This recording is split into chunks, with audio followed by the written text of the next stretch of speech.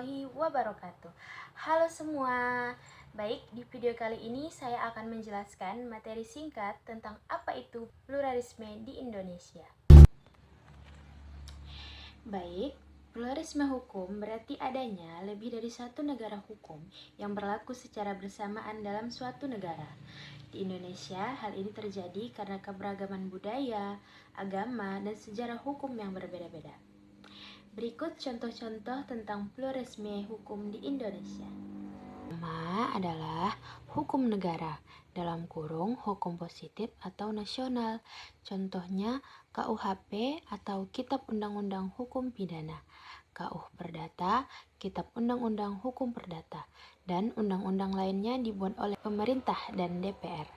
Berlaku secara nasional untuk semua warga negara Indonesia.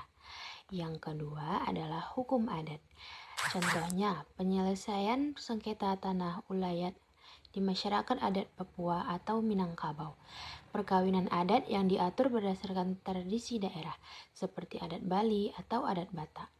Berlaku di lingkungan masyarakat adat tertentunya diakui oleh negara.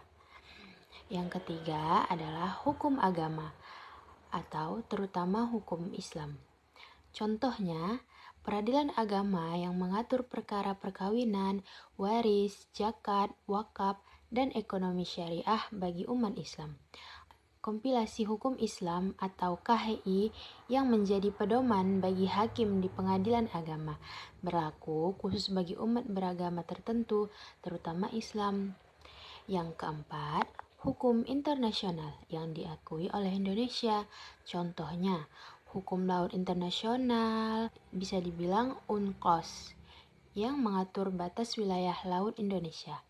Perjanjian internasional HAM yang diratifikasi Indonesia.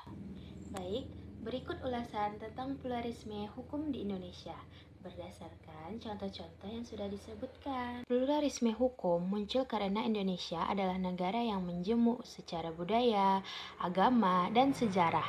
Setiap kelompok masyarakat memiliki sistem nilai dan aturan yang berbeda-beda.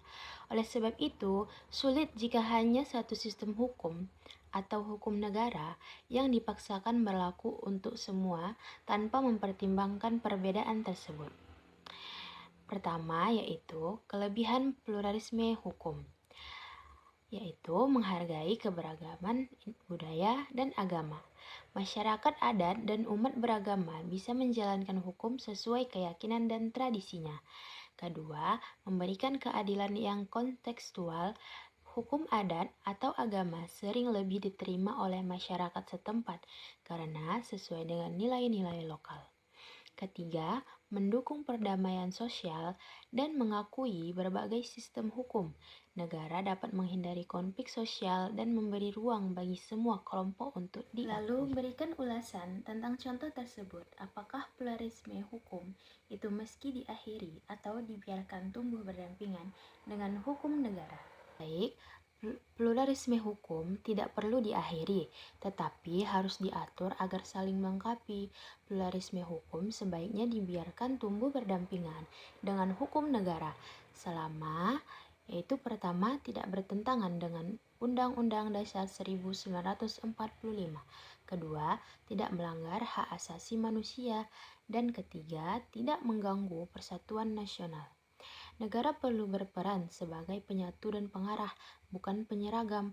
Artinya, hukum adat dan agama tetap boleh hidup, tetapi harus sinkron dan selaras dengan prinsip hukum nasional. Nah, itu saja pemahaman saya tentang materi pluralisme ini. Saya akhiri. Wassalamualaikum warahmatullahi wabarakatuh. Bye-bye.